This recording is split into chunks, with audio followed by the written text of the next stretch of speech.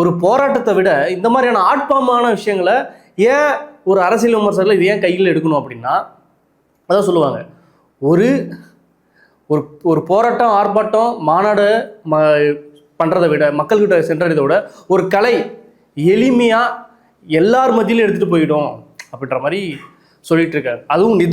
அதுதான் உண்மையும் கூட.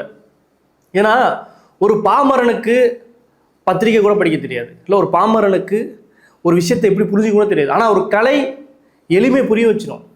அப்படி தான் கோபி சுதாகர் இந்த சொசைட்டி பாவங்கள்ன்றதுல சாதி வெறி ஒவ்வொருத்தவங்களுக்குள்ளே எப்படி இருக்குது, அது தென் மாவட்டங்களில் நடக்கிற ஒரு குறிப்பிட்ட பகுதியில் சாதி ரீதியான வெறி எப்படி ஊறி போயிருக்கு அப்படின்றத இன்ச்சு பை இன்ச்சாக சொல்லியிருப்பாங்க. ஒரு இளைஞர்களை வந்து சாதி ரீதியாக எப்படி அவங்க பிரைன் வாஷ் பண்ணுறாங்க, சாதி ரீதியாக எப்படி மடைமாற்றம் பண்ணுறாங்க, அதுக்கான பின்னணி காரணங்கள் என்ன அப்படின்றத ஒரு நையாண்டியோட எடுத்திருப்பாங்க. ஒரு நாடகம் மாதிரியோ இல்லை ரொம்ப சீரியஸாக சமுத்திரக்கனி படத்தில் வர பல டைலாக் அடுக்கான டைலாக் கொடுக்குற மாதிரி இருந்தால் கூட புரியாது.